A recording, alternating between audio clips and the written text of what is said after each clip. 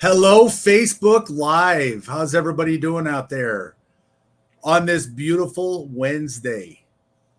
It's a balmy 72 degrees here in central Iowa, and I am with my beautiful wife, Coach Jen McDonald. And today we will be hosting this live together. I think this is the first time we've ever hosted a live together, but really looking forward to it. How you doing today, Jen?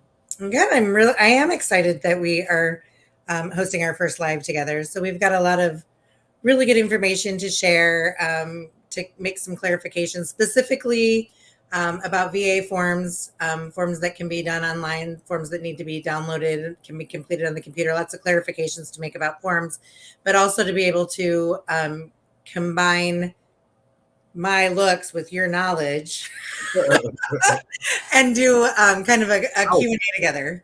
Ouch. A Q&A together. So after we kind of do kind of an intro to the program, give our veterans an opportunity to kind of do some shout outs, let us know where they're at. We'll talk about our content, talk about the forms, some forms that I've specifically highlighted to talk about kind of in a series of consecutive use. And then just take some general Q&A from our veterans who are tuning in. So I'm excited to do this with you. We've done some classes together. We powwow together from time to time, but this is going to be fun. Right on. Right on. So as Jen said, why don't you, if you're coming in live on Facebook with us, why don't you go ahead and tell us what branch of service you served with and where you are currently residing?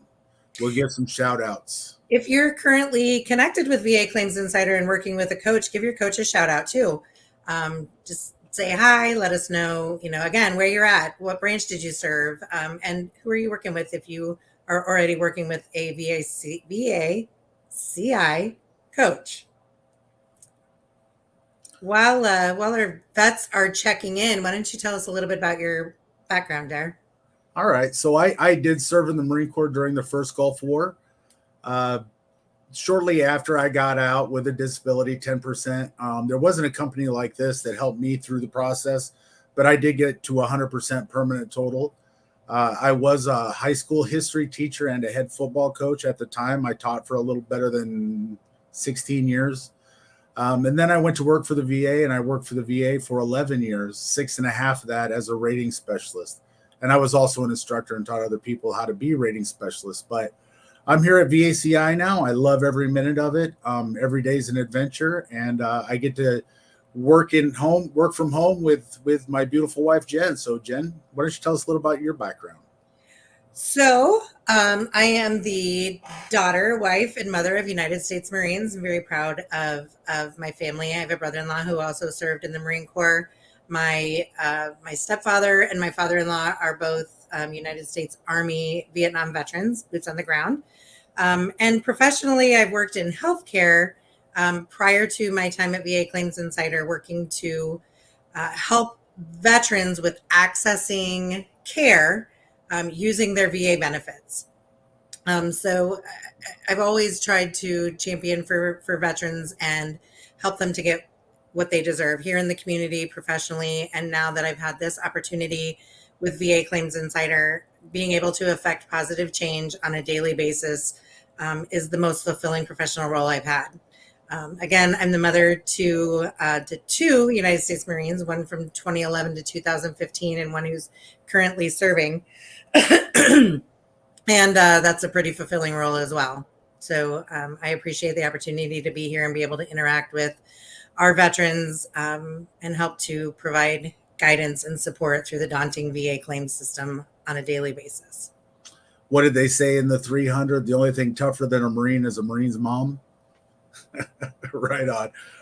Hey, I would like to give a special shout out to all my Marine brothers out there, Semper Fi. We've got a few. Chaz Perry, United States Marine Corps, 0311, served in Desert Storm, Desert Shield with 1-8 and 2nd Mardiv. And you know what? I also like to give a special shout out, and I do this to every live and on every live that I do. The Vietnam veterans, they didn't get the welcome back that they deserved, but I would like to personally welcome you all home. And hope we can give you a shout out. And if you're not with us, give us a call, look us up, do a 30-minute do a 30-minute discovery call. We can definitely help out. Okay. So see if we're a good fit, right?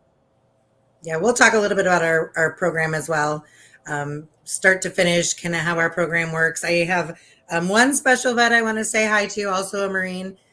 He's always in here. He's consistent. He's always taking opportunities to empower himself and go through the program. And that's Joel. Hi, Joel. Thanks for being here. This is my buddy. I've got one too. John Stager is here too, so I've got one also. Right on. Got to give a special shout. My son's an 0331 machine gunner, so Marines are close to my heart, my whole family. But Joel is one that I've been working with for quite some time, and he's got a special place too. All my veterans do. That being said, thank you guys for your shout outs. Looks like we've got a really, really good group in here today. Very diverse. Lots of vets who have gotten out recently. We've got vets from all over in here today. We've got our VCM John Trimble in the room. If you are not following his podcast, Doc on the Road, very entertaining, but very educational. That's one of our resources that are available to you. So if you, wherever you get your podcasts at, look him up, Doc on the Road. Dr. John Trimble is a veteran coach manager here with VACI. Lots of great information. All right. You know what, Jen? Let's go ahead and get down to some brass tacks here. All right. I'm going to go ahead and read the disclaimer and talk a little bit about VACI's elite program. All right. So just for our disclaimer, sorry, we are not accredited agents, VSOs, attorneys, or any other entity recognized by the Department of Veterans Affairs, and we are not affiliated with the VA in any way. VA Claims Insider is an education-based coaching consulting company for disabled veterans exploring eligibility for increased VA disability benefits and who wish to learn more about that process. VA Claims Insider also connects veterans with our preferred provider network for medical examinations and independent medical opinions, also known as IMOs, for a wide range of disability condition. The Insider Portal is a third party. Sorry, it just disappeared on me. Anyway, I want to talk a little bit about what we do here. We use what's called the SEM method. It's strategy, education, and medical evidence. All right. And what we do is we provide a strategy session.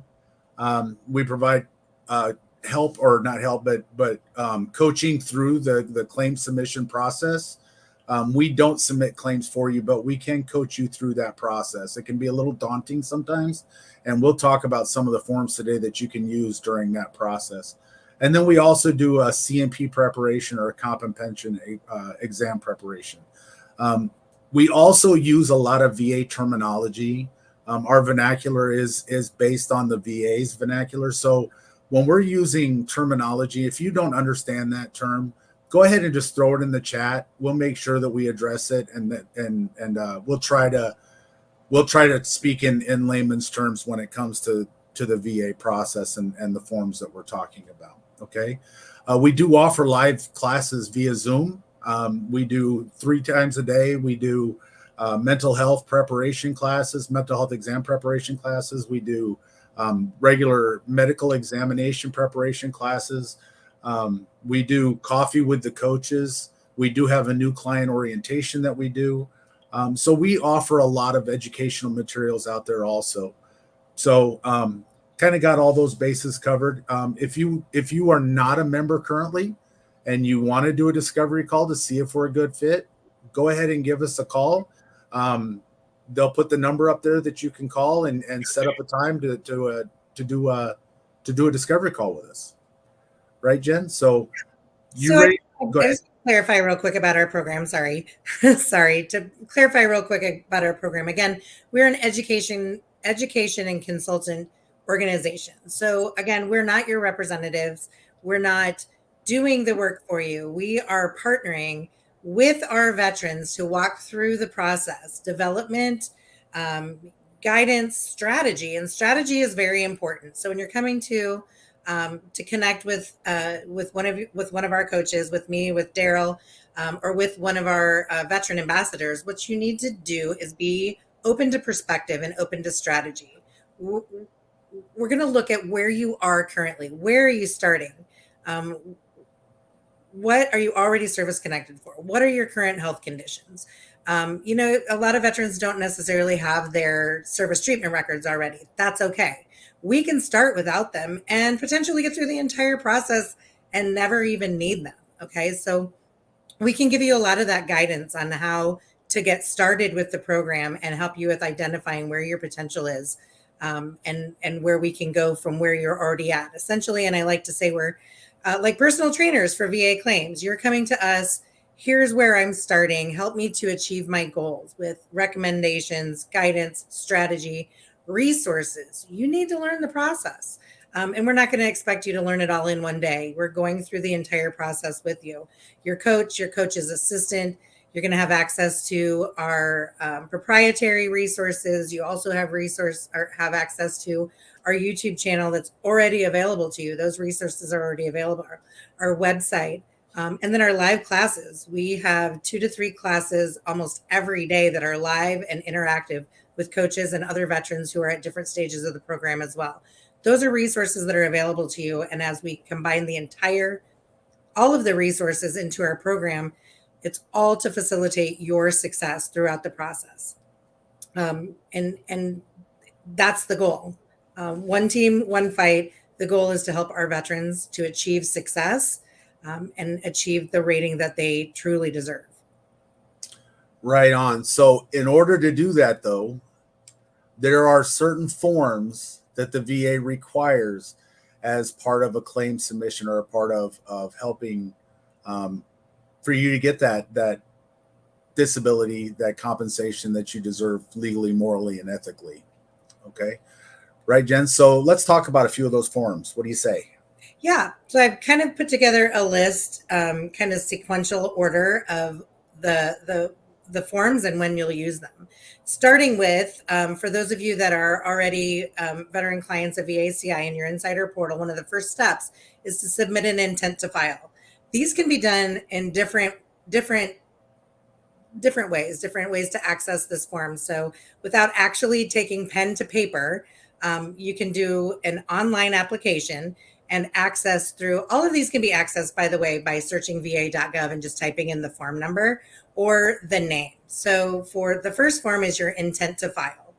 The intent to file form number is the 210966, which I often confuse with the 0996, but we'll get there later. I had to laugh because you had to look and see what that form was. I'm looking. I've got my cheat sheet and I don't have my glasses, so I don't even know why I'm bothering to look. The 0966 form is the intent to file. And what the intent to file is it's a bookmark. You're bookmarking a potential effective date for your claim. And once you establish that date, you have up to a year. You have 365 days to develop and submit your claim for whatever you started out with. I'm intending to file a back claim, but as we're going through the process, we may identify that another claim might be more appropriate. So that intent is never tied to a specific condition. The intent is only tied to a date, and that gives you 1 year to develop and submit your claim, develop it, support it with evidence, put together your goals, and get that claim submitted. Again, you have up to a year, and that is a potential back pay date. So your effective date, when everything aligns, that intent date could also be the date where your payments will back pay to once you achieve success on that claim.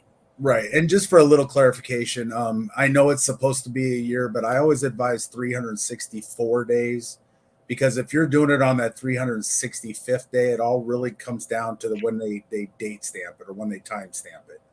So 364 days is a safe bet, getting it in by then. And then, yeah, it can back pay up to a year, but there's some other things that can come into play with that. And coaches here are all trained in that, and they can advise you on what some of those different What's what I'm There's specific criteria that needs to align in right. order for that effective date to be in effect. But it's always a really good idea to always have an intent to file so that if slash when though that criteria does align, then the potential is there for that back pay, and that's really important. Right on. And you did mention a couple of ways you could do this. Right. The intent to file. You want So to go into that? you can download the form. You can download the form and use pen and paper and mail it to the VA Evidence Center in Janesville, Wisconsin. You can complete it on your computer, print it out, sign it, mail it. And you can also, for an intent to file, you can actually just call the VA 800 number and ask them to start an intent for you. And again, then you can sign in through va.gov and you can walk through doing it online.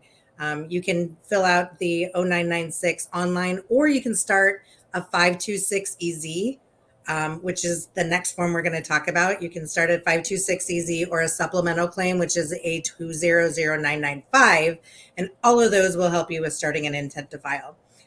Lots of different options, again, to make sure that that date is bookmarked for you. But as far as the specific intent to file form, we're looking at the 210966. We'll talk about the actual claim application forms now. The claim application forms are a little bit diverse also, and it depends on what type of claim you're filing. If you're filing a standard or a fully developed claim, so this is a first time filing for a new condition or for an increase, then you're going to use the 526EZ form. And again, you can download that from va.gov, pen to paper, and mail it or fax it. You can fill it out online, save it to your computer, and upload it through VA Quick Submit, which is also a kind of like essentially e-faxing your documentation to the Evidence Center. Or you can walk through an online version of the form on va.gov by just searching 526EZ and going through all of the steps to complete that form.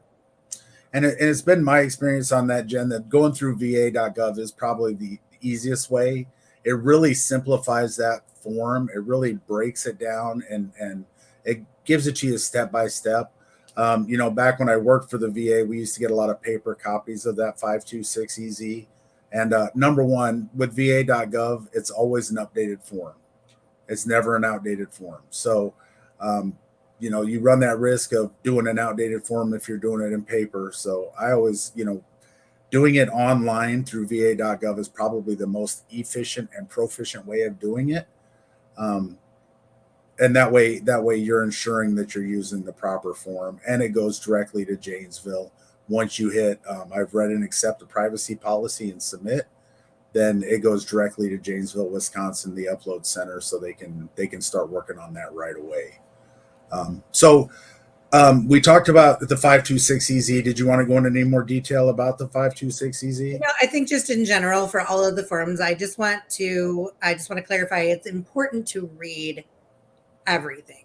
Even though they try to make it as simple and as user-friendly as possible, there's still potential to find some hiccups. So make sure that you're reading everything. If you have a question when you're going through any of the applications, it will save your progress. You can jump off, call a coach, get some guidance, and then sign back in and finish your application. So if you're stuck and you're not sure what you're filling out, get the guidance to make sure that you're not filling the claim forms out with any errors. Make sure that you're getting some guidance before you continue, and it'll save your process. Right on. That's really it for those two. So I know in the past, if you submitted a 526EZ and your claim came back and it was denied for some reason, in the past, you would have to do what was called a legacy appeal. So you would have to submit a document. It was called a Form 9 at the time. And you or a notice of disagreement, an NOD, and you would file that, and then it would go to a legacy appeal, which could take years to do. I've had people who had legacy appeals open for 4, 5, 6 years. The VA back in 2019 actually simplified the process and changed the process by the Appeals Management Act, the AMA, and so simplifying that process. If I'm denied, if I submit a 526EZ and I'm denied that claim, what are my options now? So you have two options. Well, three options. The first two are going to be requesting a higher level review, and that's always my first best recommendation. 95% of the time, it's my first best recommendation. If you believe that your claim, the claim that was just denied, or came back underrated, or with some type of concern that you feel isn't accurate, your first best step is going to be to file the VA Form 200996, which is the request for a higher level review. And higher level review actually takes your claim and its evidence out of the claim lane and moves it up to a higher level adjudicator to re-review everything, to re-review all of the evidence, your CMP exams, your application terminology. It's going to review everything with just an intent focus.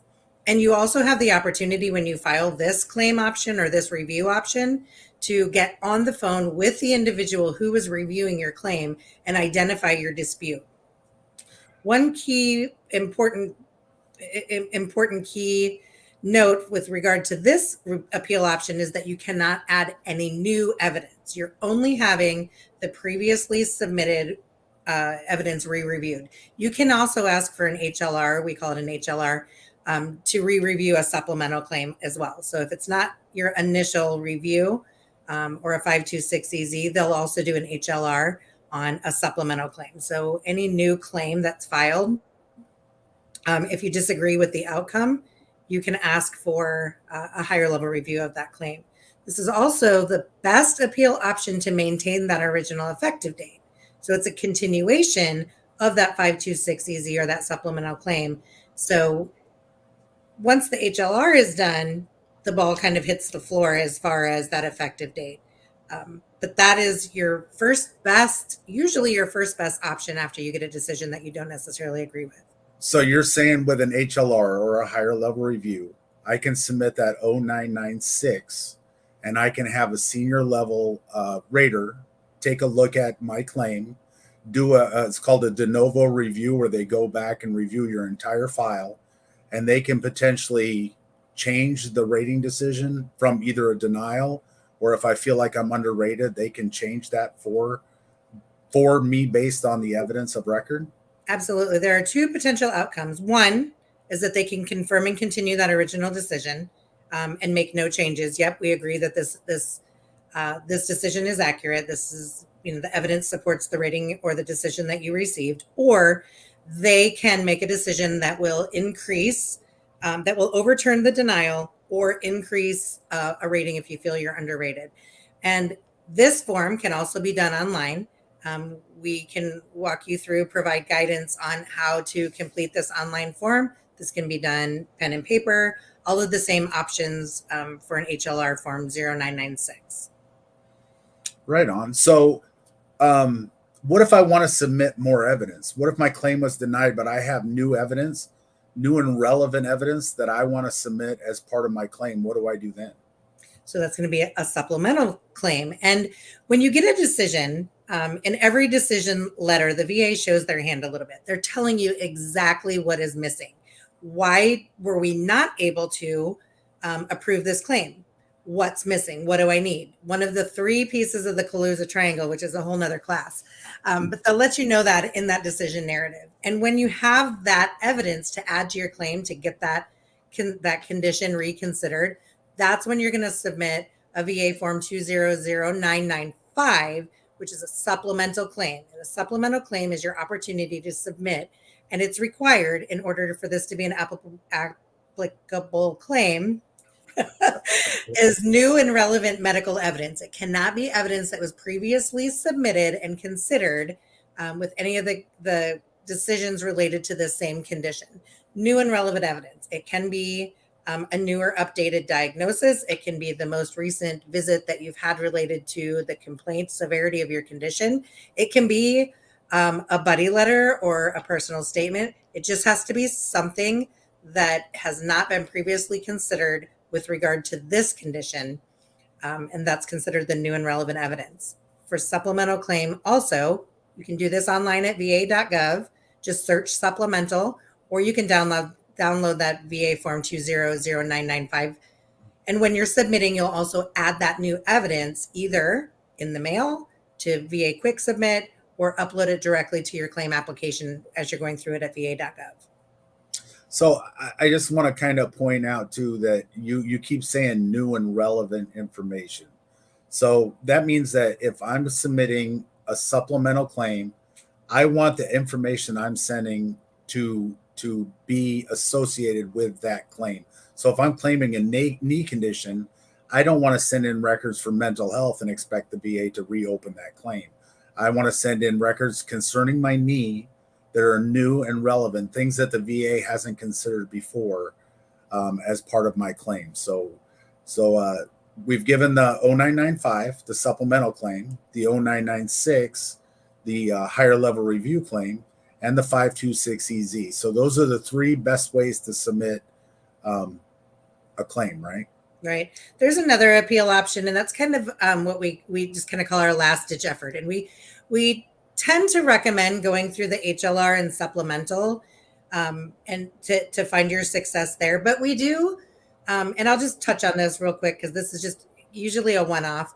And that's the decision review request. So decision review request is a board appeal. It goes to the board, and it's not an official appeal where you're going to get a in-person hearing. We recommend the records review version of that appeal. But again, that's something that is usually case specific, rarely recommended, because we usually find our success. If you've got evidence, you've got viable probative evidence, then I recommend writing it out through the HLR and the supplemental process before you even get to the board. Right on. And that, just so people know, that's a VA form 10182, 10182. So just a quick recap of the ones we've covered so far. All right. We've covered the 526EZ. We've covered the 0995 for supplemental claim, the 0996 for HLR, and the 0966 for intent to file. All right. So I've been seeing a lot lately. You kind of talked about it. So if I want to write a statement to support my claim, what form do I use to write a statement on? So as far as personal statements, talk to your coach about when a personal statement is going to be the most applicable and appropriate. There's certain situations that a personal statement really isn't going to give you much additional traction. But the VA Form 214138 is your personal statement in support of claim. And we always recommend brevity, okay? Brief and concise, get to the point. Identify, discuss your condition a little bit, discuss onset and progression and the lifestyle impact, and call it good. Sign it, date it, make sure that it's signed and dated. All of these forms, if you're not submitting online, need to be signed and dated. But if you're doing that personal statement, make sure that you're brief. You're dealing with people who the longer the document is, the more the likelihood is that they're going to scan it versus actually read it. So I always recommend that my veterans use really short, brief paragraphs, long sentences, and break it up into those four things. Describe your condition, describe onset, describe the exposure, and then talk about how it affects your life. Now, another supporting statement, these are considered lay statements, the 4138, which is the statement in support of claim. Another lay statement can be a buddy letter. Again, talk to your coach about when that can best support your claim. There are a lot of conditions that, or claims that are not really well supported by a buddy statement because the information that they're giving isn't relevant to either service connection or the rating. So using the VA form 2110-10 is the buddy statement. And veterans or buddies can also use that 4138 statement as well. It's a little bit more room, I think, on that one. But specifically for buddy letters, that's what the 2110-10 is for. Yeah, buddy statement. And you're right. As a rating specialist, as a former rating specialist, the longer they are, the less likely you are to read them, and just more likely to scan them. So, and they're not appropriate in every condition, in every situation. They're not appropriate. However, let's talk mental health. Okay, because I know there's a lot of veterans out there who submit for PTSD, depression, anxiety. So in order to substantiate that claim, what kind of form, if I'm filing a claim for PTSD and I know the VA is looking for fear of hostile military action, or they're looking for some kind of an incident that happened while I was in service, or they're looking for some kind of personal trauma that I may have experienced in service, what form do I use to identify that and tell them about that, those specific stressors? Specific to stressor induced mental health conditions, and I use PTSD in air quotes. Okay. So a PTSD claim can be, unspecified trauma and stressor related disorder. There can be different diagnoses that are direct connections and caused by experiences on active duty. And if that's the case, the VA is going to they're going to require you to support that claim that experiences on active duty, traumatic, stressful, witness to casualties or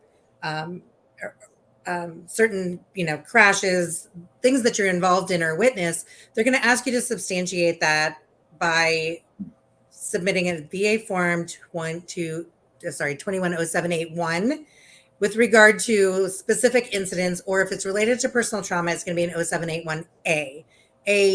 I always think of A means assault. Okay. So if you've been, in an incident, an MST trauma, some type of a fight, anything that is, person to person is going to be considered the 0781. And the 0781A assault. And the 0781 is related to incidences and experiences. And that is a required form. So when you're filing a claim that's connected to an incident, the VA is going to ask for that 0781. So we try to get ahead of that in our coaching and make sure that as we're developing that claim, you're already working on that document. And me personally, I often ask my veterans to partner their 0781 with a 4138, which is that personal statement in support of claim form, to get ahead of the VA saying, we need a little bit more information. So you fill out that 0781 form, identifying the stressors, identifying your unit, giving a brief description of the incident.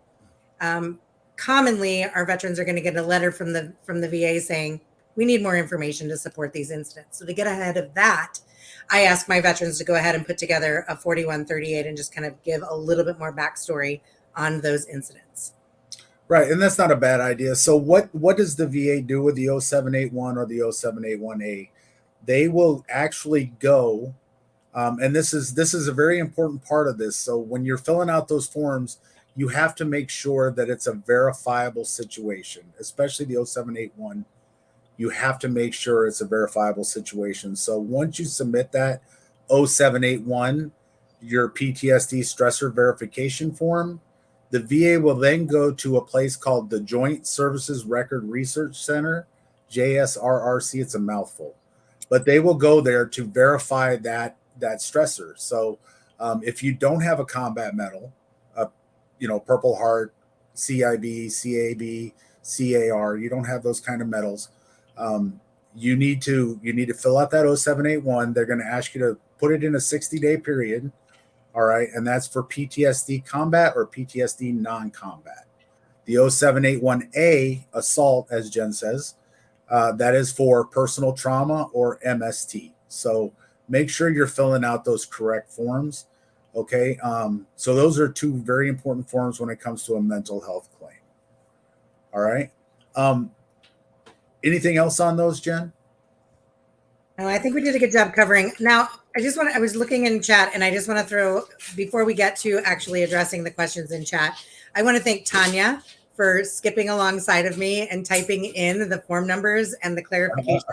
Thank you so much, Tanya Jeffries, for doing that. I see a lot of people are, I'm throwing out numbers and we're talking them, that we have a veteran in the chat who is clarifying every number I'm throwing out and the description of that form. So thank you for that. And then I did see William Clark related to the 0781. He was talking about verifiable information.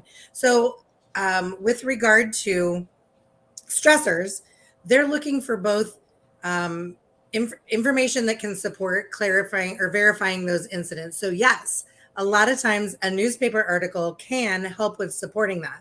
So when you're working with your coach, we're going to tell you, make sure you can give them as much information as you can. And a lot of times that's still not going to be enough for the VA to be able to verify these incidents. So being able to support with buddy letters other servicemen or women who were there with you during this incident, who experienced the same trauma or witnessed that same, close call at sea, being able to name names of your command, but definitely newspaper articles, police reports, anything that you can find that's not that's going to help support that claim that this incident happened and I was there for it is really helpful. So yes, newspaper articles can be good supporting lay evidence with regard to PTSD specifically. They can, as long as the newspaper article puts you in that time and place, and they will verify it with the situation with whatever unit you were in or whatever unit you were a part of at the time. One thing they cannot do, you can send pictures, you can send newspaper articles, but videos they cannot. And I get asked this a lot. They cannot do videos because they can't download them on the VA computers, on government computers. So videos are a no-go as far as the stressor goes for PTSD. So this really isn't a class on PTSD. This is a class on forms. So let's get talking about some more forms. All right. And I'm just going to give a quick rundown of what we've talked about so far, just to keep everybody on track. We've talked about the 099 or the 0966 intent to file. We've talked about the 526EZ for a new claim for a service-connected condition or an increase in service-connected condition.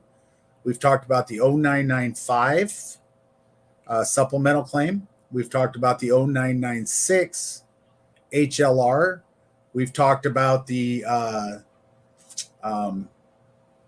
buddy letter 10210. All right. We've talked about the PTSD combat non-combat 0781.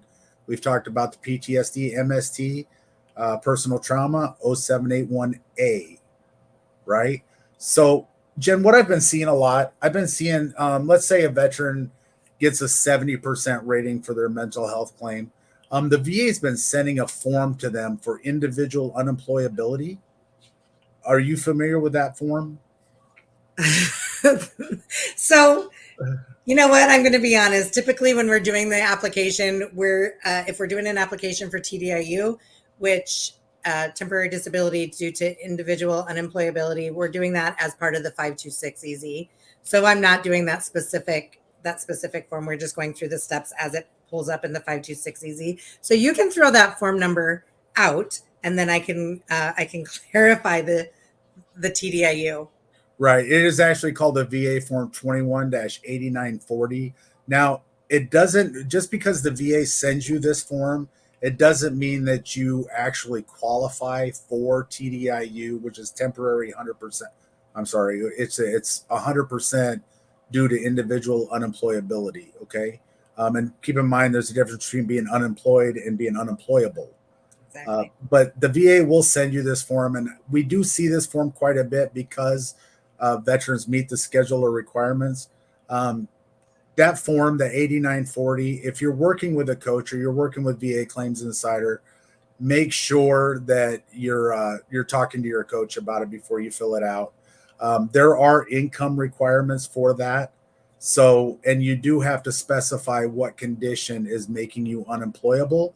And typically when you do that, for example, you're saying that my PTSD or my mental health makes me unemployable, they will do a new examination on your mental health. So 8940 is it's just a form that they are required to send out as part of their 3.159, their duty to assist, right? So it doesn't mean that you qualify for it. It just means that you qualify for it as far as the scheduler requirements go. All right. So we don't need to go into a lot of depth about the 8940. Just keep in mind that when you get that form, that doesn't mean that they're trying to throw you a bone and they want you, they're telling you that you're eligible. So just at a first glance, they're saying that you may meet the criteria for this. And for some veterans, it's fully appropriate. For other veterans, continuing forward for a scheduler rating is the best pathway because that TDIU is going to come with those income limitations. So talk to your coach, find out, if TDIU is appropriate for you before you pull the trigger on that. Hey, speaking of which, talking to your coach, so if you're not with VA Claims Insider currently, do a discovery call. If you know that you want to become an elite member with VACI, you can contact Jen directly with her information. They'll throw her information up there, or you can contact me directly with my information, and you can sign up with either one of us. Just let you know that all coaches are the same caliber. They're not. They all have the same information. So if you can't get in with Jen or myself, then there are other coaches out there too that get a coach. Get a coach. Yeah, and absolutely. Doing a phone call. You're not obligated. Doing a phone call to find out whether or not the program is right for you is recommended. I mean, it may not be right for you. You may not need us. I had a phone call with a veteran this morning, and he did not need our services. He's not in a situation where, he's stuck. He's in a really good situation to be able to develop his claims on his own. And then if at some point he becomes stuck, he may come back. But, that was, you may determine, we may help you determine that the program isn't right for you. But if it is, and you're stuck and you need the guidance and you need the support, having a coach can give you that peace of mind. And, one of my biggest roles is, keeping you in the game. If we don't get back the feedback or the decision that you're looking for, you stay in the game.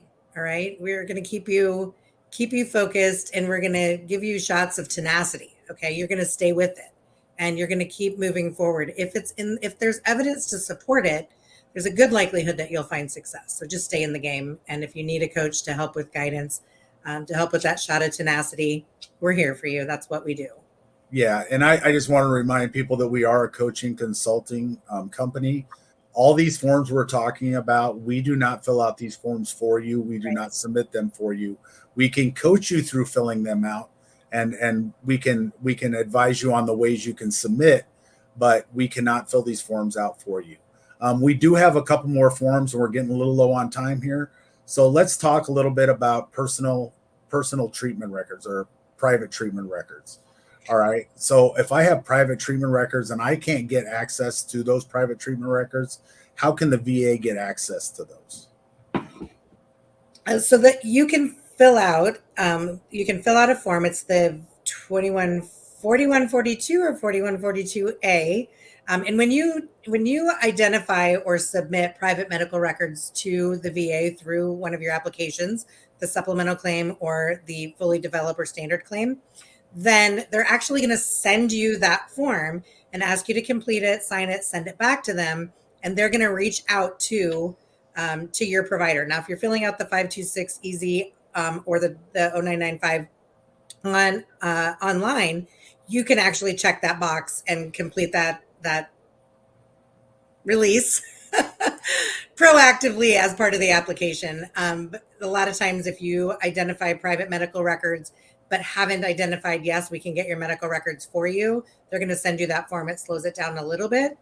But you don't always need to do that. We always recommend giving them the records they need. Give them the evidence that they need to support your claim so that you can avoid that whole entire step of them going to get it. It slows things down. We're looking at probably 6-ish weeks at minimum if you're not providing your records with your application and having the VA go get them for you. So just a little side note, a little nugget there. Right on. And you're absolutely right. And the VA will go after those records. Just a little caveat with that, as far as the VA goes, the VA will not pay for copies. So if your doctor's office is requiring that the VA pay for copies, the VA won't do that. So you will probably have to get those records on your own. All right. So now we've got everything ready. All right. The VA is going to send me to an examination. Okay. During that examination, how does the VA know what's found during that examination? What do they do? So I'm not going to throw out form numbers on this one, but if you haven't heard about a DBQ or a disability benefits questionnaire, that's the criteria. That's the form that the CMP examiner, whether it's a contracted examiner or a VA examiner, is going to be filling out during your evaluation, a disability benefits questionnaire. And these are available for you to download from va.gov. If you're a VA Claims Insider veteran, this is in your resources tab in your insider portal. You have access to all of the VA's disability benefits questionnaires. And again, this is the parameters for the evaluation. So you know ahead of time, if you review this, what is the relevant information that I need to prepare for this evaluation? What are we going to be covering? What does this provider need to examine or need to know from me to submit to the VA so the rater can rate my claim accurately? Okay. Some of them are pages long and some of them are, a page long and there's 5 or 6 things that they need to go over with you. But being able to have access to those DBQs is a really good preparatory resource for you if you're going into a CNP exam. So you can essentially have that social studies test on Wednesday for the test you're having on Friday and know exactly how to be 100% relevant in your evaluation. And a lot of our coaches talk about this in our prep calls too. Jump into your insider portal, review the DBQ, and just proactively, some veterans can take those DBQs and have them completed by their primary care provider. Telemedica, who is an organization we refer our veterans to help with supporting documentation. In a lot of cases, they offer DBQs, but the DBQ has the information that the VA raters need to apply and accurately rate. So this is the document that relates to your percentage. Okay, this is the information that is going to support the severity of your condition as it correlates to the 38 CFR and the VA rating scale. 38 CFR Part 4. Yeah, absolutely. Absolutely. So, and just so you're totally aware, they're not every one of these are for public use. For example, PTSD, the PTSD DBQ has to be done by the VA. That can't be done for initial diagnosis, can't be done outside of the VA. But the other ones are available. There are several of them that are available for public use. And just so people are fully aware, if you seek care at the VA for any of your conditions, the VA will not fill those forms out for you. So you will need to do it with a private provider or, somebody in our preferred provider network.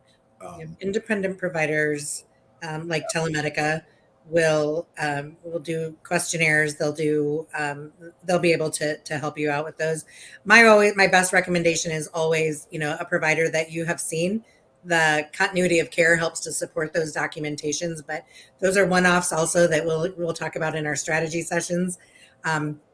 Now I'm looking at the time and we've spent a lot of time on our forms and the primary content, and that's great. We did give out a lot of information. Thank you again to Tanya for skipping along with us and keeping the chat updated with the form numbers. But we do have some questions in chat, and we want to try and get to as many of those as we can in the next 9 minutes. 9 minutes. So if we can try, even if they're off topic, let's try and give some guidance, as best we can to some of the questions that are in here.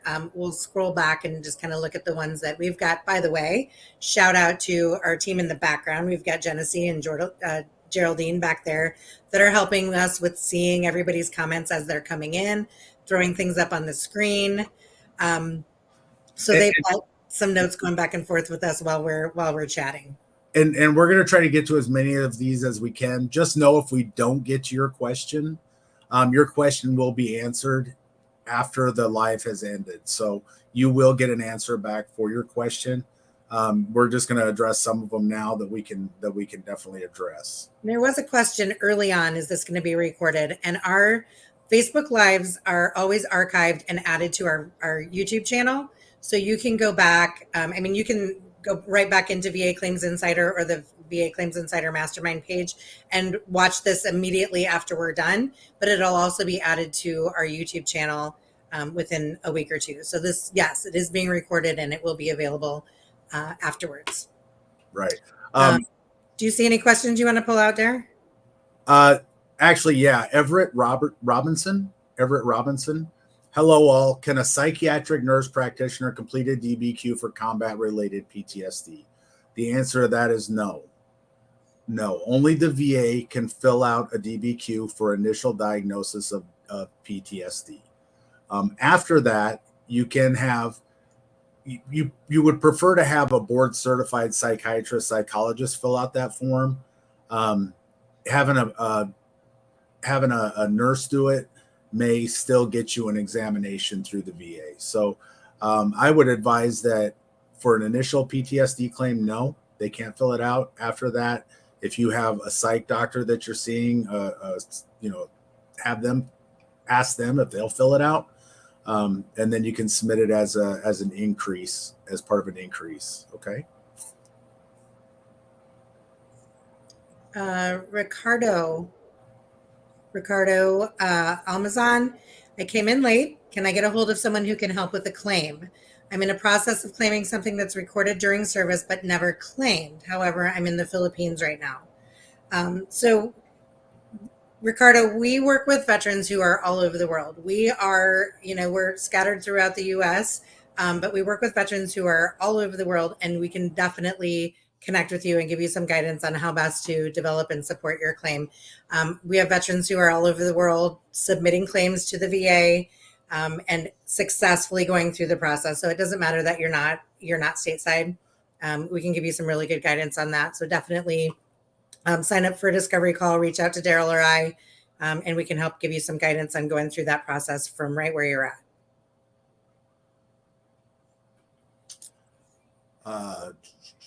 David Shaw. Yeah, you're looking at what's the link to get a doctor to fill out a DBQ in Nexus? That's not the one I'm looking at, but we can That's not the one you're looking at? I went too far down. Yeah, I'm at section 4 on VA form 5260Z. My claim is for anxiety secondary to service-connected medical conditions, migraines. How do I fill this section out? So there's a lot of good guidance on filling out these forms, and I believe that just on our YouTube channel you might even find some of this support. But when you're identifying, it's asking you right there, is this direct, is this a secondary, is this an aggravation, or is it related to a medical issue, a medical complication related to VA care? So you'll see in that section that it's asking you, is this was caused by an incident or an exposure, injury on active duty, or this was caused by another already service-connected condition. So you can give all that information, and then it asks you right underneath that to identify the condition that is causing it and fill out in that, we call it the 400 box. Fill out that information and let them know this is how I'm supporting, in my lay statement, my words, that this is caused by or contributed to by or even aggravated by an already service-connected condition. But that section is really, again, I always just read the instructions. Don't breeze through it. Read the instructions. But it'll definitely help you to easily identify that this is a secondary condition and what conditions that you're relating it to. It'll only let you check one box as far as what condition, but in that 400 box, you can identify all of the contributing factors that you believe are related. I hope that answered your question. That's kind of my perspective of what the question was. So I'm just going to address this as a blanket statement. I've seen a couple questions on it. Now, tinnitus is one of those conditions that it's purely subjective, right? So it is actually the only condition that the VA will let a veteran self-diagnose. So if you have the ringing in your ears, simply filling out a VA form 21-4138, that statement in support of claim, and talking about when your acoustic trauma happened while you were in service, what your acoustic trauma was, what your when you first noticed that ringing in your ears, and the effects it has on you, is really all you need to do. Now, the VA does put out a probability list, and it does show that what your probability of exposure is.